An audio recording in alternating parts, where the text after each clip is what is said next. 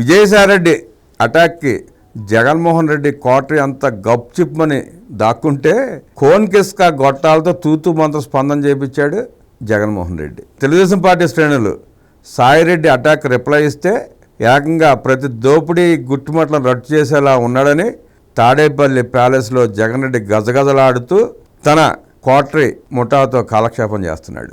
అలానే స్పందించకపోతే సొంత వైకాపా మంద కూడా మొహాన ఓస్తారని కోన్ కిస్కా గొట్టాలతో తూతూ మంత్రంగా స్పందిస్తున్నాడు.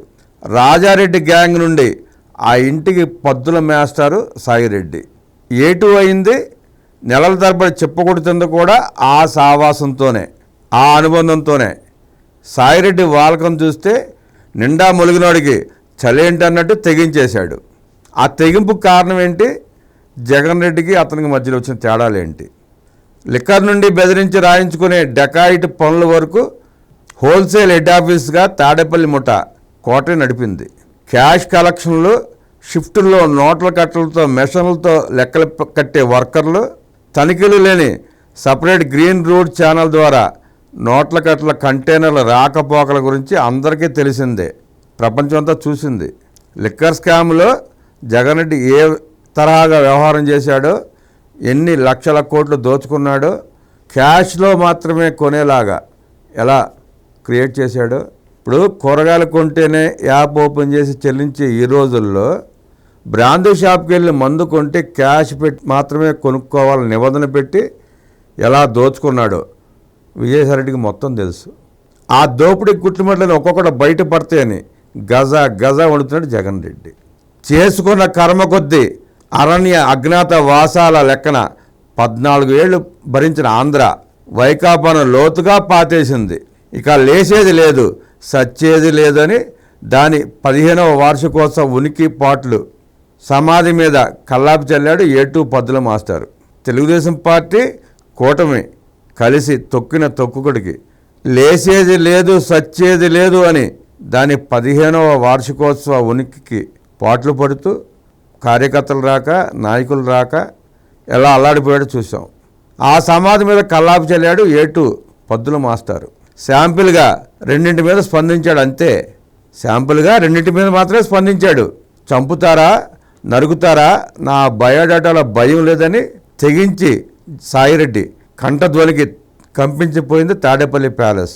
విజయసాయిరెడ్డి అంత తెగించి తన గుట్టుమట్లు చెప్తాడని చెప్పి ఊహించను కూడా ఊహించలేదు జగన్ రెడ్డి. విజయసాయిరెడ్డి మొత్తం కక్కితే ఏమవుతుందో లోపల కోటరీ ముఠాకి, దాని మేస్త్రి జగన్కి అన్నీ తెలుసు. జగన్కు పద్దుల మేస్టార్ మీద ఎదురుదాడి చేసే సాహసం లేదు. విజయసాయిరెడ్డి పార్టీ నుంచి బయటకు వచ్చిన తర్వాత నేను వ్యవసాయం చేసుకుని బతుకుతానన్న సందర్భం మనం చూసాం.